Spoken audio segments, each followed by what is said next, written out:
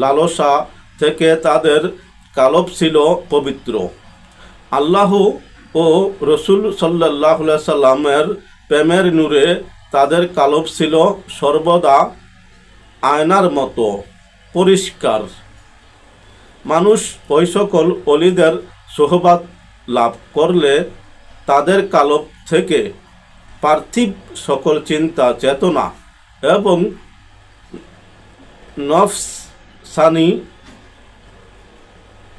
খাহেসাত দূরীভূত হয়ে পরিপূর্ণ আত্মশুদ্ধি অর্জিত হতো এবং আল্লাহ ও রসুল সাল্লাল্লাহু আলাইহি ওয়াসাল্লাম এর প্রেমের ভান্ডারে পরিণত হয়ে যেত। এটা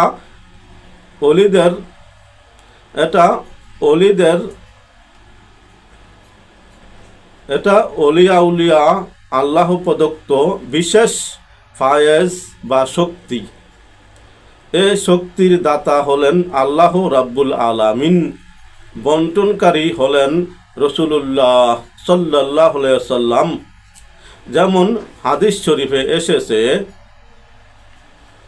হযরত আবু হুরায়রা রাদিয়াল্লাহু তাআলা আনহু হতে বর্ণিত, তিনি বলেন, রাসূলুল্লাহ সাল্লাল্লাহু আলাইহি ওয়াসাল্লাম বলেছেন, তোমরা আমার নাম এবং আমার উপনামকে একত্র করো না।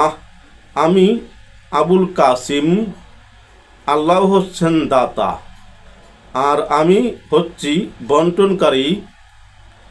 হাদিস তাবরানি ফিল আওসাত, হাদিস তং 6224।